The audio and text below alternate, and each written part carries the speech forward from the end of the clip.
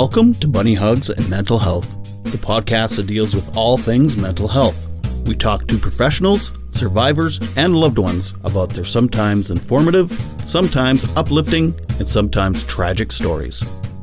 I'm your host of the show, Todd Runnebaum, advocate, recovering addict, experienced sufferer of depression and anxiety, and author of the children's book, Sometimes Daddy Cries.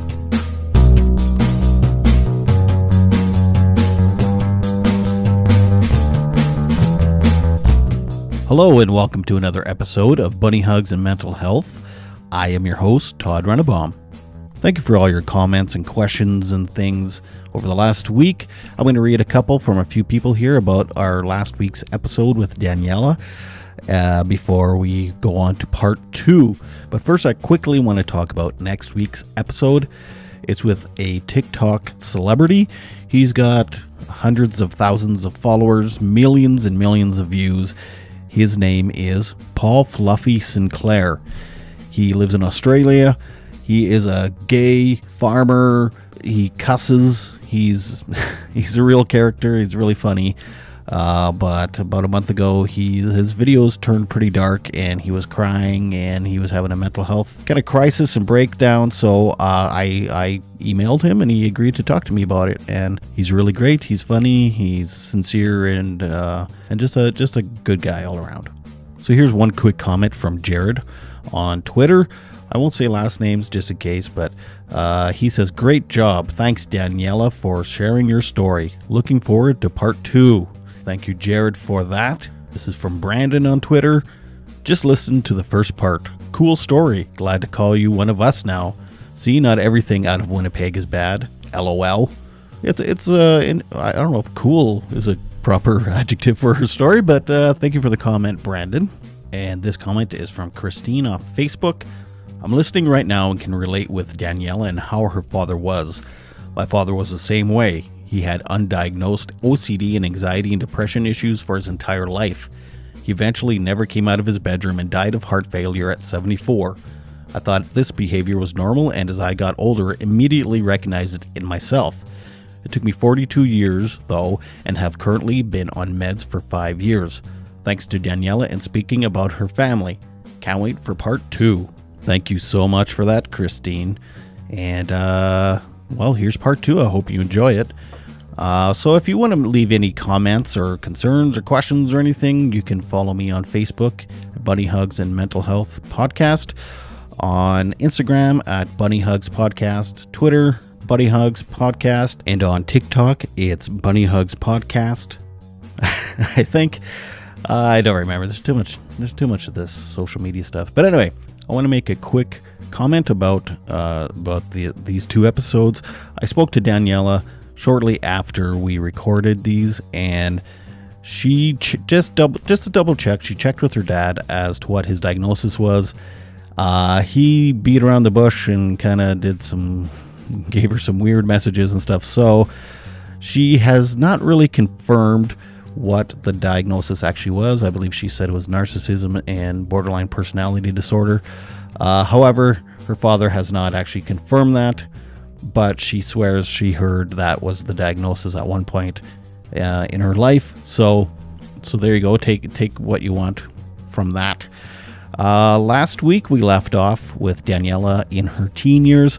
Her mother was starting to talk to her and use her as a therapist. So without further ado, I give you part 2 of Daniella. It really felt like you were just in a circus all the time. And my mom, I love her so much, and she was so great, but I was also now becoming a little bit of her therapist. You know, we always incorporate a lot of physical activity, and I do want to thank her for that. We would go for long walks every evening. It was another way to just get out of the house. But it became her therapy. And in hindsight, that was not good. She needed to go to therapy. She needed to find those coping strategies and mechanisms, right? Truthfully, she didn't know. She didn't have anywhere better, and she did not have a friendship circle that was encouraging that, because no one was having this. When I say no one was having this conversation, I mean that it rocks me to my core in a good way when I see that there's schools with mental health programs, that they're talking about it. Because even if you get a kid who goes, oh, this is phooey, I don't care, I don't, whatever, they're at least hearing about it. They at least know a word, something to talk about. Because I really did feel like I was on an island unto myself in so many ways. Even with my brother, like, it was tough. He and I got along, but he's 3 years older than me. He's going through his high school days while I'm going through my little like preteen phase and junior high, and we're just on different levels. And of course, we had very different treatment from my family. Like, my dad was always way more invested in what he was doing, for better or for worse. I don't even think that was a good thing. My brother had so much more pressure on his shoulders for that reason. But as I was approaching like leaving high school and making decisions about what I wanted to do in university, then all of a sudden another round of gaslighting and stuff was going on. Because now all of a sudden I'm in high level dance. I'm doing great there. It's expensive. And my mom, this is, again, I have to say credit to my mom for making it a priority that I have those activities, that I have that space to be creative and be myself and express what I feel. And I was good at it. I really was. And I loved it so much. Like, you never had to tell me to go to dance class. I would be there like in a heartbeat. Like, I wanted to always be there. But I remember right before, I think my final year, like going into grade 12, all of a sudden my dad was like, oh, well, Daniella, we don't have any money. We don't have any money. Everything is always in absolutes. We don't have any money. So we're going to you can't do dance this year. Just yoink, take that away. Oh, well, we can't do this because we just don't have this. So you can't. Oh, do you really need to go to school next year? I don't know. Like, it's just constantly like, take. Because at this point I had fully broken off any ideas of having a relationship with this man, of trying to please and appease this person. I had no interest, because my dad, by the way, we actually did confront him. I'm jumping all over the place, but in and around that time we started having family meetings, because my mom was trying to be this proactive person, take steps from the book, let's talk about things. But you're going from a family where you're literally sitting down at a meal and someone's telling you you're not allowed to talk, you're not allowed to have a say, you're not allowed to have an opinion, to, hey, so we're calling this meeting, you don't talk until we've said our piece. Oh my gosh, you think that went over well? It did not. We didn't say you couldn't talk at all. We're just saying you got to let us talk. They did not go over well. But my mom, we sort of laid down some ground rules as a family. Listen, we know that something's wrong. We really want you to go see somebody. That was like hitting the nerve, right? How dare you say this? How dare you say that? It's you. It was an instant, right? Instant defense and blaming. How dare you? How dare you? This is because all of you do this. All of you think this. How are you? It just awful deflection. And I personally just kind of gave up at that point, because I'm a teenager. I got my own stuff going on. I'm like, if he doesn't want to do the work, I'm 18 in a year. I'm going to get the hell out of here. Like, that's my goal. That's my goal. If I could go back to my journals from that time, it was, how the hell do I get out of here? I did actually write a whole letter once, Todd, about I wanted to run away. I wasn't going to run away to like nowhere. I was just going to literally go run away to a friend's house for like a month. And I was going to leave a note and say, like, I just don't want to be here. Deal with it. I don't know why I didn't end up doing that. I decided not to, but it was raining. Yeah, probably. It was probably something like that. A little chilly outside. I don't know how I feel about running away down the block. Not that far away. But there was such a disconnect. I was so entrenched in my schoolwork and in cheerleading and in dance and in my friends and in just everything but my home life. I just could not care about that at all. And, it all came to a head when it was actually, I believe, my first year of university. And by the way, because of my great grades, I got scholarships. So it's not even like, he would always bring up money and always talk about how we can't help you reach your goals because. And I'm like, dude, what the heck? Like, I know you're lying to me. I know this because I worked really hard and did this for myself and for mom, really, more than anything, because she's the one who's really been invested in this whole journey, in me. She's been invested in me. That's the only reason. So it was in and around that. I want to say, no, probably wouldn't have been my first year of university. I did an interesting course where I did 2 years university, 2 years at a college, like a trade school, pretty much, to do my journalism diploma. And then I did my communications degree. And then together, all those credits combined for a degree and a diploma. So it was, I got through the first 2 years of university-ish. And in that second year especially, I just... Still living at home. Yes. But, my dad wasn't really getting any help. He did decide eventually, when it was ultimatum time, to go and talk to someone. He was in the process of getting formally diagnosed at that time. He was given medication. Do you think he took it? No. And then it was another ultimatum. He started taking the meds, and he did the story that we've all heard many times. Oh, I feel great. Yeah. Yeah. Were you going to get that? You cut me up. But yeah, that's exactly, yeah. I feel great. I don't need these anymore. What are you talking about? Yeah. But the whole time... Same. The whole time, though, Todd, even though he was kind of going through the motions and doing this, which felt good, it felt like, oh goodness, we're finally having a breakthrough. He never believed it. He kind of would always still allude to, I'm just doing this for them. They say that I have this. I don't. There was never an acceptance of, okay, this is what I have. This is what I'm going through. I do have a lot of pain and a lot of hurt, and that I need to figure out and deal with. And so my parents officially separated in 2010. And my mom moved out with my brother and I. We moved into this awesome townhouse that my brother actually still lives at and now owns. Everything was new.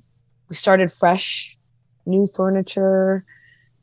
It was the most amazing feeling to just, you finally felt free. You felt like you could finally be yourself and not have to hide parts of who you are or walk on eggshells. Yeah, you finally felt like you didn't have to walk on eggshells. And it's to think of just the years at that point. It had been 2010, a solid decade of this roller coaster, constant, every day, not knowing what are you going to get, how are people going to react, what's going to happen. Friends and family weren't the nicest about my mom and my dad separating and eventually divorcing, by the way. So they were together 27 years. There was a lot of, how could you not just see it through? How could you not just stay? I had a lot of feelings because I was really concerned that, did you wait until I was 18? Because you didn't have to. I told you when I was 12, get out. I told you that this wasn't functional. And we realized that early on, this wasn't functional. I've come to learn it wasn't about me. It was very much, she actually was incredibly patient, and she did the best she could to try not to just give up on somebody, while also not fully realizing, hey, I need to do better for myself here too, and the kids, but even just myself as a mom, as a person. And so there's since then, now it's 2022, and the road has been, it's been incredible, but there's been a lot of pain, a lot of hurt. I've gone through a lot of different types of therapies. For me, the best one was EMDR or EMR, right? Am I getting the rapid eye movement trauma? I've been hearing more and more about that. Yeah. It was life-changing for me.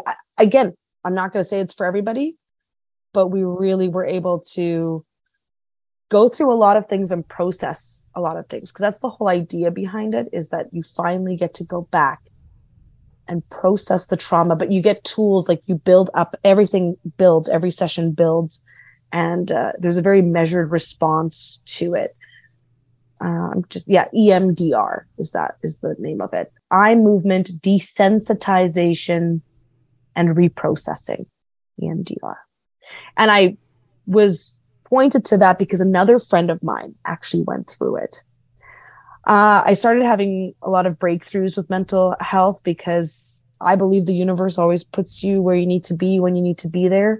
And I was fortunate early on in my journalism career, I actually got to follow a long stretch of the Clara Hughes big ride across Canada, where she talked about her mental health. I've reached out to her. She's never responded. I'll tell you a little bit about her, though. It was amazing because I was working for Bell Media at the time. So that's why I was given this assignment. So I was very fortunate that I was assigned to, like, okay, go follow her. You're going to follow her from the Manitoba border through to the Ontario border during her trip. You're going to go cover the stops and do all of that. So I got to sit in on a lot of these sessions. And here's another highly successful woman who talks about her struggle. I mean, a little bit different to what I've gone through, but again, just talking about it. And it felt like, whoa. For those that don't know, we're talking about a Canadian athlete, Olympian, who is a mental health advocate, and she rode across Canada for awareness. And shared her story about being so successful at the Olympics, but then also struggling with her mental health and having nowhere to go, nowhere to talk it out, or even just access other resources to treat her illness. So that experience for me was another really great moment of, okay, we are talking about this. We are having these conversations. And Todd, even though it's the year 2022 while we're having this conversation, I was so nervous sitting down for this because I still feel in a lot of ways like, is it my story to tell? Because it so heavily involves other people. And I just really hope that they're not upset that I'm sharing this. And then I realized, gosh, if I had just heard one person when I was a kid tell me that what you're going through, it's both normal and not normal. It's both okay and really not okay, in the sense of, let's talk about it. There's ways to get help for yourself because you cannot control other people, especially other people who don't want to get help and don't want to adjust and readjust, or think they can't because maybe they've been taught that, or feel that way, or feel shame. There was so much shame shrouded in this whole thing, whether it's from the Catholicism side of you just stay in a relationship because that's the commitment you made to one another, everything be damned, or shame from the community of, how can you not just put up with this? Everyone goes through this. What are you talking? My husband does the same thing. Oh, don't worry about it. Yeah, it doesn't sound that great, but you're fine. So how's your dad doing now? Do you have a relationship with him now? Is he diagnosed, taking pills? Not pills, but like, you know what I mean, medication? I'm going to just have to go back a little bit. So when my parents divorced, one thing that became evidently clear is that it was the best thing for both of them. For both of them, it was the best thing.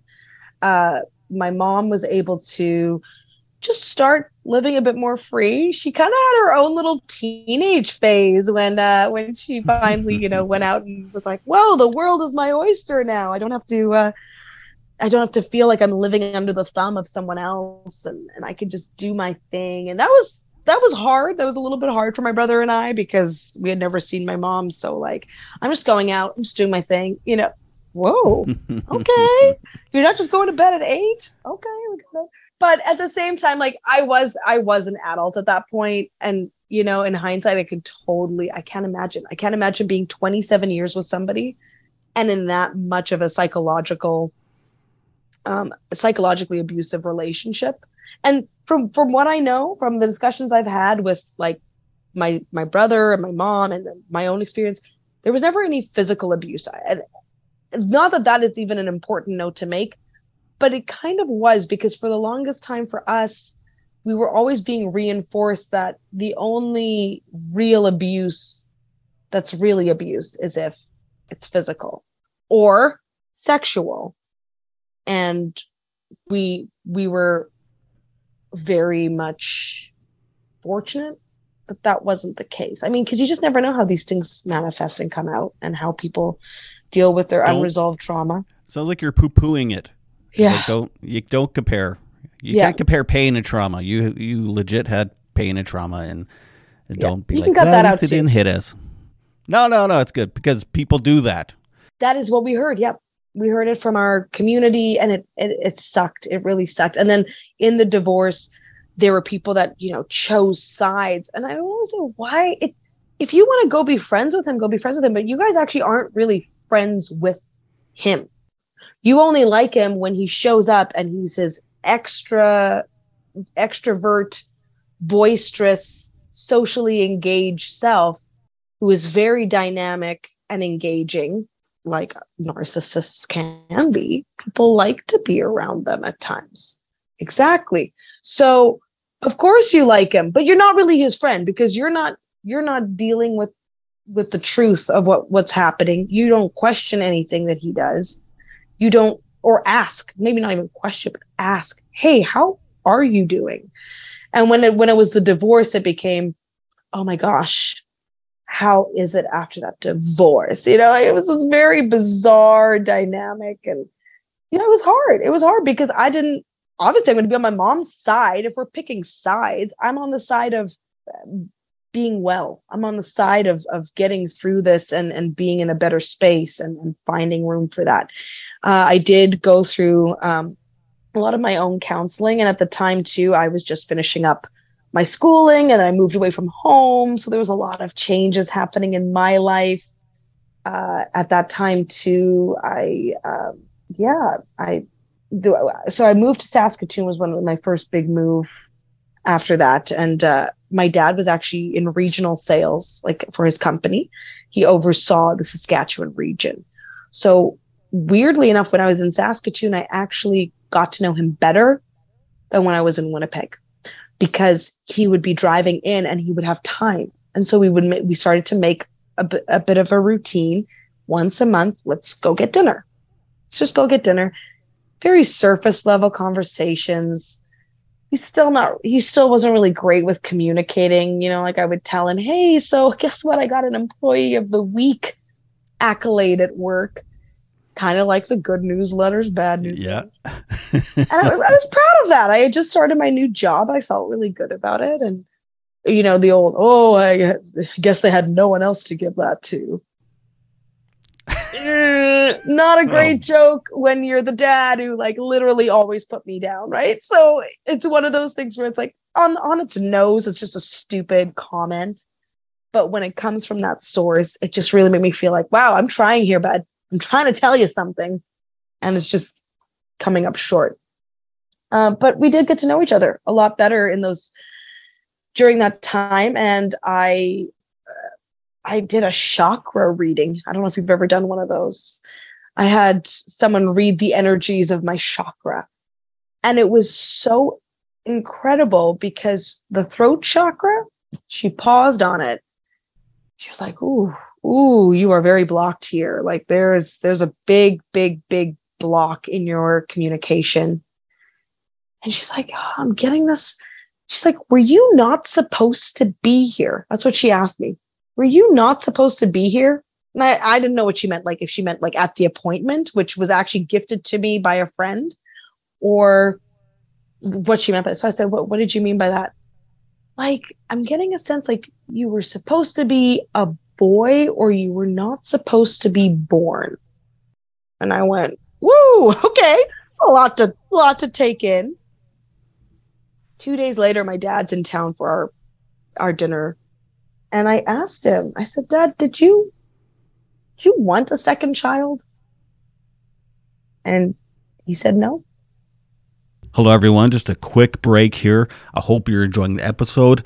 I want to tell you about a really great podcast called A Sober Story Podcast by my friend Emily. She is charming, she is witty, she's clever, and she's just a great host for a podcast. And not to mention, she was also a guest on this very podcast a few weeks back. As someone who's 6 years sober himself, I can tell you everybody's got an interesting story about how they got sober and an interesting story about what they were like when they weren't sober. So I'm begging you to please listen to A Sober Story podcast by Emily. Another great podcast is Rainy Days podcast by my friend Jason, who was also a guest on this podcast a little while back. Jason speaks with all types of people dealing with mental health issues, professionals, loved ones. It's basically a lot like this podcast, only it's done with a fancy British sounding guy because he's a fancy British guy. So that's cool. Hey, you should listen to that Rainy Days podcast. So listen to those, rate and review them, and find them anywhere podcasts are available. He said he didn't want a second child. He was more than happy having just one kid. And in knowing that, it really released a lot for me because I went, okay, all right, like that's fair, I guess. At least you're honest with me. I'm not sitting here pretending like this was that you wanted this the whole time. And it does explain why he was very distant with me in particular and not as invested in what was happening in my life. Okay.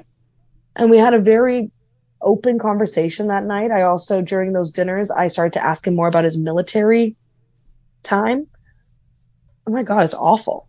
Like I learned so much about what he went through, and not to excuse any of the way he acted after, but to not get any help, to not get any treatment, to not even get a, hey, so us army buddies, we're going to go get beers and why don't we just talk about things? Hey, it's like, no, that never happened. It was just beers with the buddies, surface level conversation. That's it. Nothing else. But my dad was in the military for a long time by his choice, because you only had to serve a certain amount of years and then you could come out and just live in the regular world. No need to decompress or undo any of the harmful learnings that you got there. And you have to remember, for people who don't know, but at the time when he was involved in the South African military, it was the height of apartheid. And being an Italian man, he's considered white because you only have three options. You're white, you're colored, or you're black. That's it. So you got to... What's colored mean? Colored would mostly refer to white and black mix. Or if you were from India, for example, you'd be in the colored... Actually, no, I'm incorrect about that. There was a designation as well if you were... It's very like by the books. I need to actually double check this because now I feel like it's bad. But white, black, colored were the three main tiers, if you will. There wasn't really much room in between that, because when you're trying to create a system of oppression, you want to keep it clean and simple, right? You want to make it super simple for people to realize, hey, at the top is white. In the middle is this gray area where you're not going to get as much rights or any sort of social graces that the white people get, but you're not as bad as, that bottom level. It's so sick. The whole system's so sick. It makes me want to... So these white men, this is important distinction too. These white men were being taken into basic training. It was all very, very different. And it was from day one, the message was, gosh, it's weird to like actually say it out loud because I've heard this story many times of what it was like. He told me he came into those basic training barracks, which is away from home. First time for all these kids away from home. And there's posters up, the Black Danger, because they're on their way to go fight in Angola. There's a war for independence happening there. And so they had to start indoctrinating these guys that, hey, this is the enemy, this is the enemy, this is the enemy. And a number of Cuba, by the way, had joined. A Cuban intervention in Angola is what happened at the time. And, but it was a civil war that was going on in that country, South Africa pledging its allegiance to one side, the Cubans to the other. So gotcha. There was just so much racist indoctrination happening on all fronts. So much divide, so much pain. My dad fought in Angola. There was definitely killing that happened. There's no way around that part of it. And then after that, he decided to join the reserve unit. Like, he did his time in the military and decided to be a reservist. And then that's when those people would be sent, sometimes only 20 minutes down the road from where they lived, to a township. Townships, by the way, basically constructed based off of the Canadian reserve system. There's a gross little connection between those two there. But then they just took it up a notch. So the South African government went so far as to, hey, a township should only have one road. So if we want to close it off, we can do that. If we want to barricade things in, we can do that. So there's one road in and one road out. That's it. We want to make sure that they don't really have access to clean drinking water, that there's not really any services there, that they're wholly dependent on the state, that there's so much more to it than but this brief little glossing over that I'm giving. But what I'm saying about all this is that my dad, who was trained, this is the enemy in the jungle, essentially, of Angola, and this very distant, it feels like distant place, is now 20 minutes away from home in a very real urban setting, being tasked with the same job. Anyone does anything, you shoot. Anyone does anything, you do this. And he was really open with me at the time. He said, that's when everything really started to unravel for me, like the PTSD and all of that started to really hit home, because there was no running away from it now. There's no explaining it away. Well, it's a war and we're doing this. It was suddenly like, why are we doing this? Why are we having to kill people in our own country for what? Right. And there's a lot of reckoning, a lot of self-reckoning. And one part of the story that it's not even really my story to tell, but I think it's crucial to where my understanding and a little bit of compassion for my dad first began. And I say a little bit because it did take me a long time to even get to that point of having any sort of compassion for him. So I was just so angry. I was so mad. I was so devastated that even though I had a dad in my home, I never had a father. And it also continuously created barriers to having other meaningful relationships in my life, because he would want to sabotage them, or he'd want to sabotage even family friendships. Oh, suddenly he doesn't like this person because of whatever, right? But the story goes, when my grandpa died, my nono, in the sort of mid-2000s, my dad had to go back to handle his estate. And there was a time in Cuba when my father was tasked to go look through the rummage of a blown up Jeep that had 4 people in it at the time, 4 Cubans, actually. And so he went, and the whole purpose was to check, are they dead? Do we have a prisoner of war? So he goes and checks.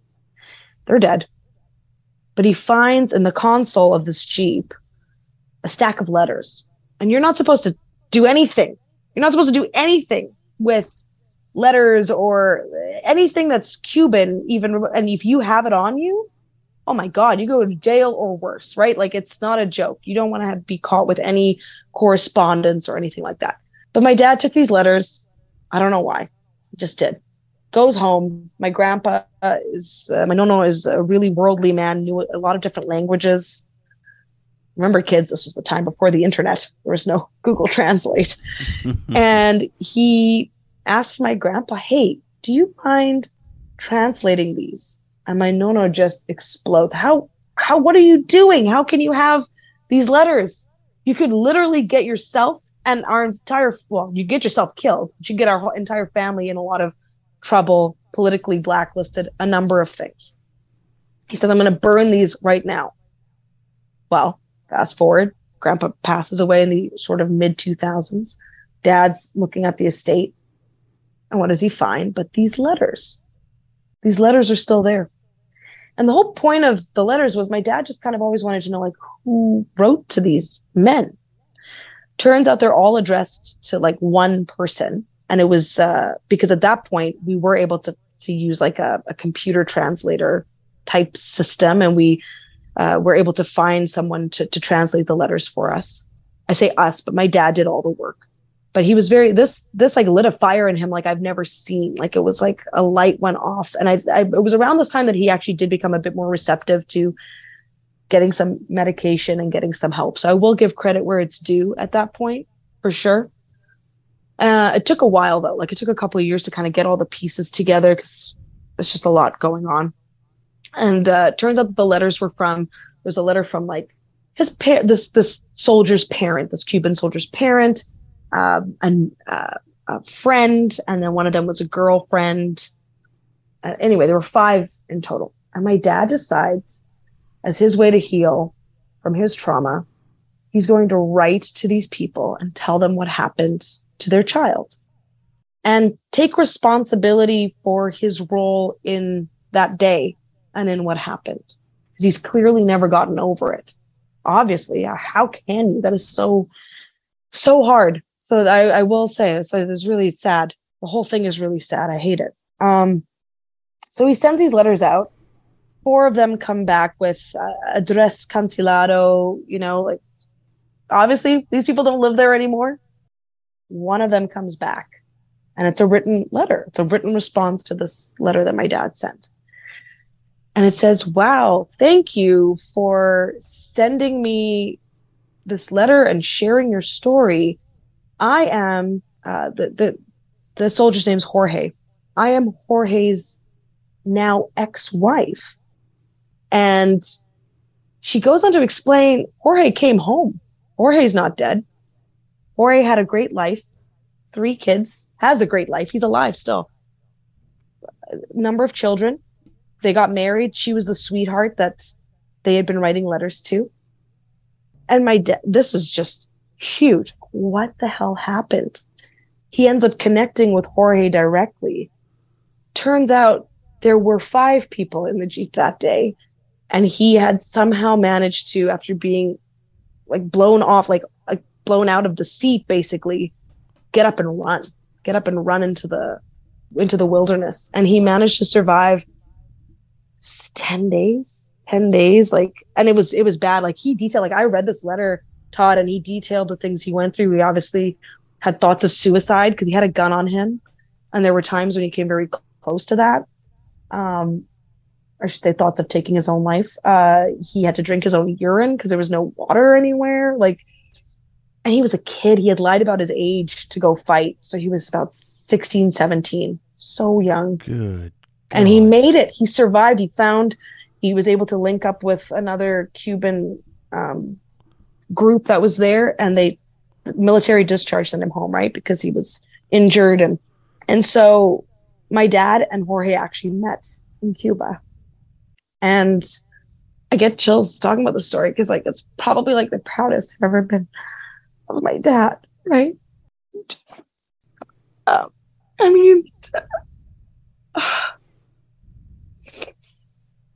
to put yourself out there and be that vulnerable, like it really taught me a lot about, to make a lot of mistakes.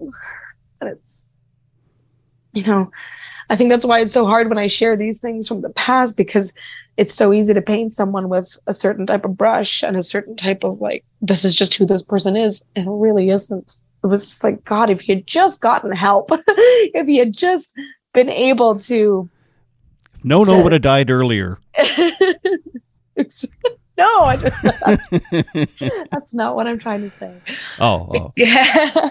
Because the other side of it too is obviously if any of this had happened any earlier in his life, I don't know if he would have been as prepared to do any of this, right? Everything had to happen the way that it did. And I mean, at that point, I told you, like, we had already started to confront him a little bit about, hey, you need to go deal with this and whatever's going on.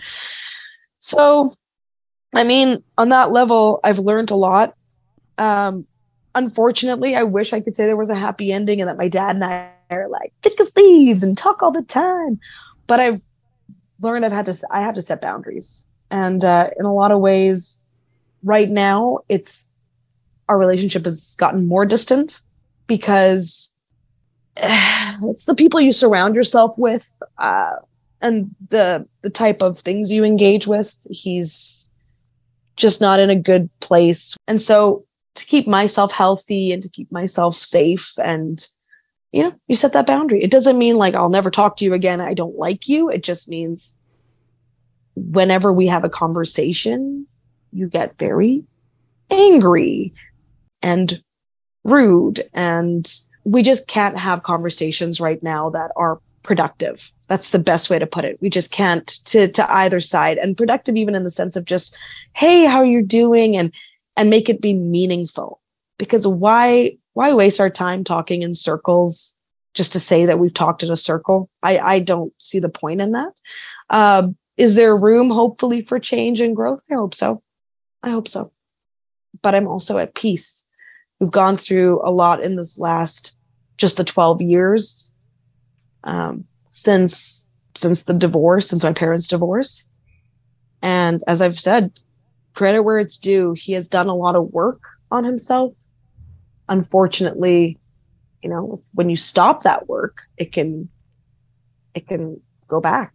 It can regress. So I wish there was a happier ending here, in that sense. But I also like the honesty of the fact that far too often we feel we must have relationships with our parents. We must put ourselves in situations that are so harmful for ourselves. Mm-hmm. Do you have guilt sometimes? Yes. And but we have to, because it's a parent. You know what? You don't. It doesn't mean you don't love them. You just have to do what is the healthiest for you. And it's hard. That's the hard decision to make. It's actually easy to just fall into the line of, hey, I guess it's Christmas, then we'll hang out again and have fights and feel really low. And like, what did I just do that for? Who did I just do that for? Did I do that for both of us? Or like, what just happened here? We just replayed the old song and dance from before. And again, how shocking is it that the little girl used to tell all the time, shut up, I don't want to hear from you, is now very opinionated, uses her voice every day, makes a living doing that, and challenges him on things. Well, that's not always going to sit very nicely. But as always, the experiences that we have in our lives just makes us who we are. And it's been a bit of a wild ride, Todd. Thanks for listening. Thanks for listening to all You're of welcome. this. I have a question. Have you ever thought about reaching out to Jorge's kids and wondering if they had a similar... I have, and I've thought about, even going to visit there myself. I don't really know what's stopping me, Todd. Maybe I needed this conversation to remind me, like, you can still go do this. I do know that Jorge's kids, because he also struggled with obviously PTSD and a lot of other things. And when their marriage, like the marriage to his then sweetheart, if you will, when that ended, I know that there was a lot of that was painful as well for the kids. And it was a bit different too, because I do believe his kids were more kids age when that happened. I will say this, if anyone is, I'm not here to give advice. I'm obviously not, I'm not qualified as a professional, but my thing is, as I'm not a parent yet, hopefully one day, if it works out, that'd be lovely. If you're navigating your mental health, because that's what so much of what it is that it's, hey, is this just what's happening? What's happening here? What's happening here? And you have a child, it's good to just be honest and try to know that you're not sparing them by not telling them. I do think that that's such a farce. And I just wish that in hindsight, hey, it would have been so great. You could just buy my book. This whole story was just to set up a promo for my book. Sometimes Daddy cries. Sucker. But Todd, that's why I connected with you so well the first time we met. Because I saw this. Yeah, that's right. That's why was because we were talking about the book, and I just thought, I know a lot of people are going to tell you this is great, but this is really great for you to be able to tell that story, and it really opens up that discussion to be had. and opens up that pathway of, okay, I get it. And kids are so smart. Like, I think they don't get enough credit. Kids always get, oh, they're not going to know that this thing is happening.